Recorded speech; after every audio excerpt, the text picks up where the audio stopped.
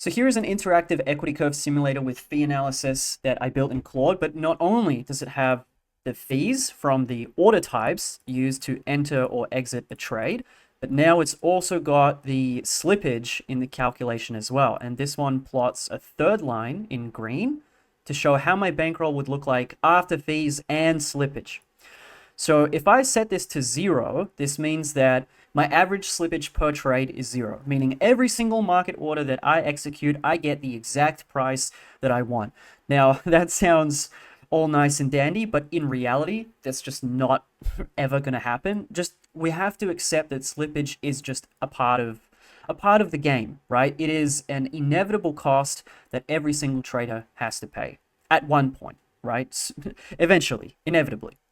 So if we can see that if our average slippage per trade is 1 basis point, you can see that the impact on the P&L after 300 trades, it's not that big of a deal, right? It's still manageable, right? Like here after 300 trades, the account is still up like 90%.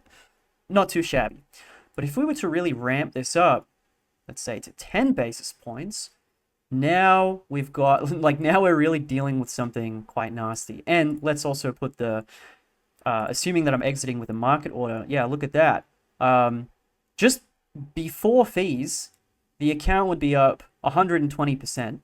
After fees, it's up 70. And then after fees and slippage, with an average slippage of 10 basis points per trade, it's only up, what is that, 27%. So that is huge. That is a lot of money lost, a lot of profit lost just purely to fees and slippage. Like look here at what is this, trade number 138. So before fees, it would be up 28%. After fees, it's up 15%. And then after fees and slippage, it's literally break even. So slippage is no joke, right? Slippage is no joke. This can seriously impact your P&L if you're not careful.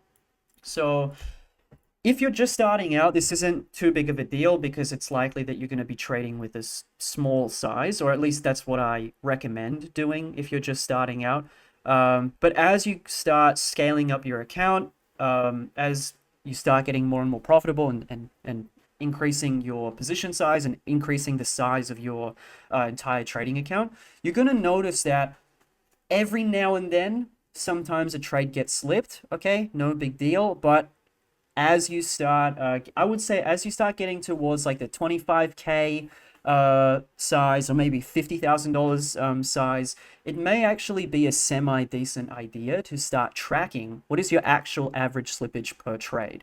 And if that number starts really creeping up to the point where if you look at your numbers and you see that it's like seriously impacting your P&L, you could do one of two things. So option one, you're just going to have to reduce your size on certain trade setups, which are just not as liquid, or you're just going to have to be more strict with the criteria with how liquid a coin has to actually be before you actually go and enter the trade. I know like this is likely not going to be like 100% applicable if you're watching this video. I'm just sharing like these are the things that you may need to think about. Maybe not right now, but in the future, like as you scale up. But yeah, I just wanted to explain what is slippage and the reality that it will inevitably be a cost that you will need to think about, and it will need to be a cost that you will need to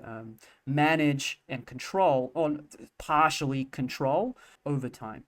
All right, so that's all 5 lessons completed. If you want an extra boost of confidence with using an exchange, then I suggest that you stick around and join me for the bonus training exercise. And by the way, if you're serious about improving as a trader, I'd like to invite you into my free Telegram.